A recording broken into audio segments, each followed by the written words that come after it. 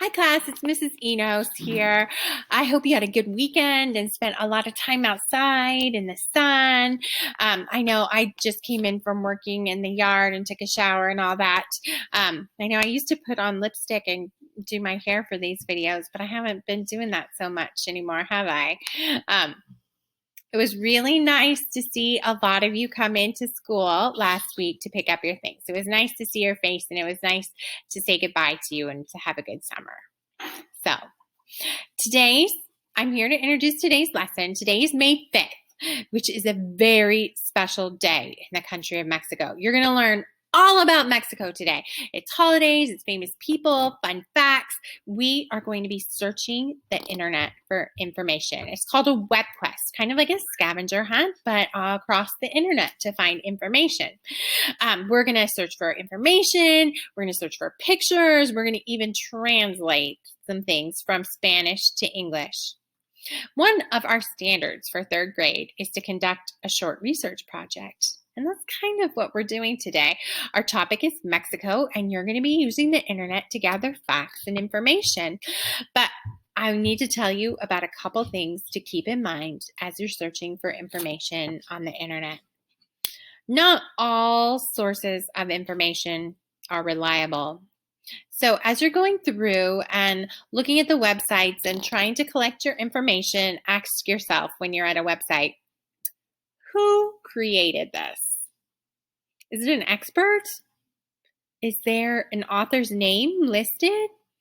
Because there's a big difference between, for example, the Center for Disease and Control and somebody who's writing a blog out of their mom's basement. There is a big difference in credibility between those. So ask yourself, who wrote this? Are they an expert in the field? Is the author even listed? Those things will tell you if your source is credible. Also be looking, do your sources agree with each other? Does one say that a certain thing on a topic and then another source totally disagrees with it? One of those sources is probably not very good. Your sources should agree with each other. Check for a date. Is there a date on the website? Are they stating their opinion? Are they just the facts? Because we're looking for facts for our research report. And also look, is there a way to contact this author or the organization? Is there a way to verify what they said so they can prove it? They cite their sources. So those are the things you should be thinking about. If you come across something a little fishy or a little silly on the internet, go through and ask yourself these questions. Who created this? Are they an expert? Could I contact them? Do they cite their sources? Are they stating the facts or just their opinions? When was it last updated? All those things will tell you if the source is reliable. When you're collecting the information, I need to warn you to make sure that you write down the information in your own words. There should be no cutting and pasting from the internet for this assignment. You cannot take someone else's words and use them and pretend that they are yours. It's cheating. It's called plagiarism. So when you write information in your slides, you have to use it in your own words. So what you should be doing is reading about Mexico and reading these sources, and then you come back to the slides and you write them in your own words.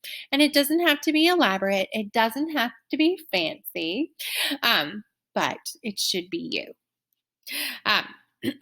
You can insert pictures, just not someone else's words. Okay, you can borrow someone else's picture if you find it on Google.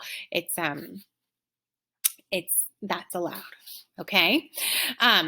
So that's kind of our deal with the Mexico web quest. Hey, if you get stuck on something, like you found almost everything, there's this one little thing you couldn't find, that's okay. I'm just looking that most of it's completed. I wouldn't be surprised if there was a little hiccup or people had trouble tracking down one or two things. But I want you to try your best. I want you to practice looking at the credibility of these websites and finding information. I think it should be a lot of fun. For math today as well, you have a project to do. You get to create a question. Then you get to survey people and ask them. And then after you've surveyed your people, you've got your question, you have your data, then you're going to be graphing your data. And you're going to graph your data in a couple different ways. You have 3 different kinds of graphs that you'll be creating. So I hope you can bring some creativity to that assignment and they have fun. Remember to practice safe social distancing if you are talking to people outside your home, right? I'm suggesting call people on the phone. Call grandma, call grandpa, call your cousins or somebody you know and ask them your survey question. You can go to your neighbors and ask them, but just make sure that you're being safe and making good decisions. Okay? All right. I can't wait to see what you guys come up with and what you do. All right. Take care.